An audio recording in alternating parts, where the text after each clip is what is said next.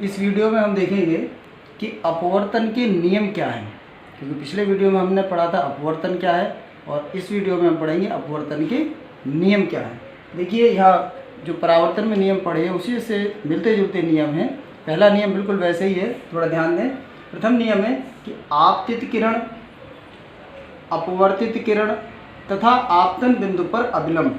अगर हम यहाँ गौर से देखें इस चित्र में कि आपतित किरण यानी ये जो किरण आ रही है वह किरण क्या है, आपतित किरण। दूसरा अपवर्तित किरण, यहाँ से अपवर्तन के पश्चात किरण गई है तो ये जो किरण है वो क्या कहलाएगी, अपवर्तित किरण। तीसरी बात, तथा आपतन बिंदु पर अभिलंब।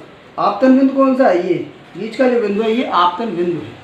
आपतन बिंदु पर अभिलंब यानी इस बिंदु पर अभिलंब। अभिलंब कौन सा हो गया, सीधी रेखा जो इस आपतन बिंदु पर दूसरे माध्यम की जो रेखा है ये इस दूसरे माध्यम की रेखा के साथ 90 अंश का कोण बना रही है, वह रेखा क्या कहलाएगी, अभिलंब। तीनों एक ही तल में स्थित होते हैं। ये एक ही तल है, इसमें ये तीनों स्थित हैं, आपतित किरण और अपवर्तित किरण और आपतन बिंदु पर ये अभिलंब, तीनों एक ही तल में स्थित होते हैं। ये अपवर्तन का पहला नियम है। अब आते हैं हम दूसरे नियम पर। दूसरा नियम बहुत महत्वपूर्ण भी है, इसे समझना भी है और इसे स्नेल का नियम भी कहते हैं। ये इम्पोर्टेंट भी है, पेपर में पूछा भी जाता है। इसको समझिए ध्यान से कि किन्हीं दो माध्यमों के लिए, दो माध्यम यानी यहाँ एक माध्यम लिया हमने वायु और दूसरा माध्यम लिया है कांच। किन्हीं दो माध्यम के लिए आपतन कोण आई, यानी आपतन कोण कौन सा होता है, ये वाला आपतन कोण हमने पहले बताया था आपको, कौन सा, आपतित किरण और अभिलंब के बीच बनने वाला कोण, इसे हम आई से प्रदर्शित करते हैं, आपतन कोण कहलाता है। आपतन कोण की साइन, साइन ये त्रिकोणमिति का अनुपात है साइन, आपतन कोण की साइन। तथा अपवर्तन कोण, अपवर्तन कोण कौन सा है उन्हें देख लें, जो अपवर्तित किरण और अभिलंब के बीच बनने वाला ये कोण अपवर्तन कोण कहलाता है। इसे आर से प्रदर्शित करते हैं। की साइन यानी इसका भी साइन का अनुपात एक नियतांक होता है। इन दोनों का अनुपात जो है वो एक नियतांक होता है। इसे कैसे प्रदर्शित करेंगे वो ध्यान दें।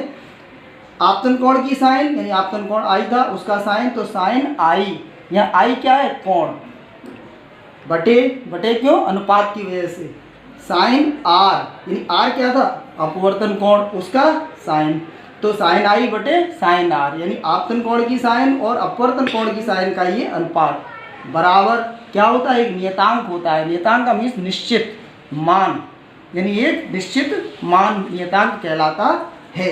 इस नियतांक को हम क्या कहते हैं, इस नियतांक को हम पहले माध्यम के सापेक्ष दूसरे माध्यम का अपवर्तनांक कहते हैं।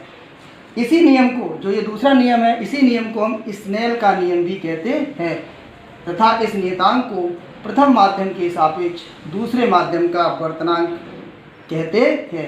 इसे m से प्रदर्शित करते हैं।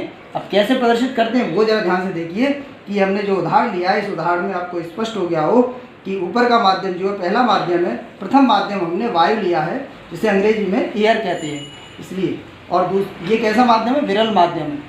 किसकी अब सापेक्ष, कांच के सापेक्ष, क्योंकि कांच दूसरा माध्यम लिया है जो कि सघन माध्यम है, कांच ठोस पदार्थ है तो ये सघन माध्यम है। तो एक विरल और एक सघन, कोई भी प्रकाश की किरण विरल माध्यम से आई और जब सघन माध्यम में प्रवेश करेगी तो इसका मार्ग ये था सीधा सीधा, ये अपने सीधे मार्ग पर न जाकर अपने मार्ग से विचलित हो गई, अपने रास्ते से विचलित हुई और विचलित किधर हुई, अभिलंब की ओर झुक जाती है। इसलिए अभिलंब की ओर झुकी तो ये अपवर्तित किरण आ गई। अब ये अपवर्तित किरण अभिलंब के साथ यहाँ अपवर्तन कोण आर बना रही है।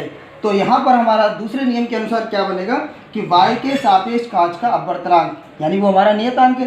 तो ये नियतांक को मैंने लिखा, वो नियतांक क्या कहलाएगा, वायु के सापेक्ष कांच का अपवर्तनांक, ये हमारा नियतांक।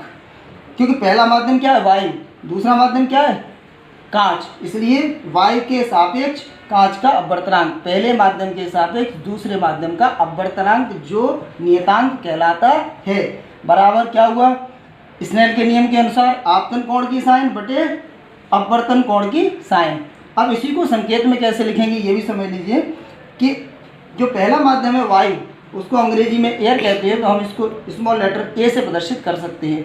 ऐसे दूसरा माध्यम मेरा कांच है, जिसे अंग्रेजी में ग्लास कहते हैं, तो उसको हम स्मॉल लेटर जी से प्रदर्शित कर सकते हैं। और अपवर्तनांक को एन से प्रदर्शित करते हैं, इसलिए हम इसको कैसे लिखेंगे, अपवर्तनांक को तो एन से प्रदर्शित करेंगे। और इसके ठीक नीचे थोड़ा पहले पहला माध्यम ए, पहला माध्यम ए यानी वायु है इसलिए ए। दूसरा माध्यम इस एन के बाद नीचे लिखेंगे जी, इसलिए इसको पढ़ेंगे क्या, ए न्यू जी, ये हम इसको पढ़ेंगे।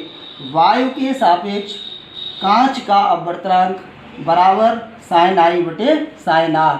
अगर यहाँ पर ये माध्यम वायु और ग्लास में होकर के ये पहला माध्यम है, ये दूसरा माध्यम है, माध्यम नंबर 1 और माध्यम नंबर 2 है, तो हम इसको कैसे प्रदर्शित करेंगे। देखिए पहला माध्यम 1, फिर एन, एन से पहले 1 और एन के बाद 2, यानी ये क्या बता रहा है, ये 1 न्यू 2 क्या बता रहा है कि पहले माध्यम के सापेक्ष दूसरे माध्यम का अपवर्तनांक बराबर साइन आई बटे साइन आर। आई क्या है, जो पहले माध्यम में आपतन कोण है वो उसका साइन, आर क्या है, जो दूसरे माध्यम में अपवर्तन कोण है उसका साइन। 1 न्यू 2 बराबर साइन आई बटे साइन आर।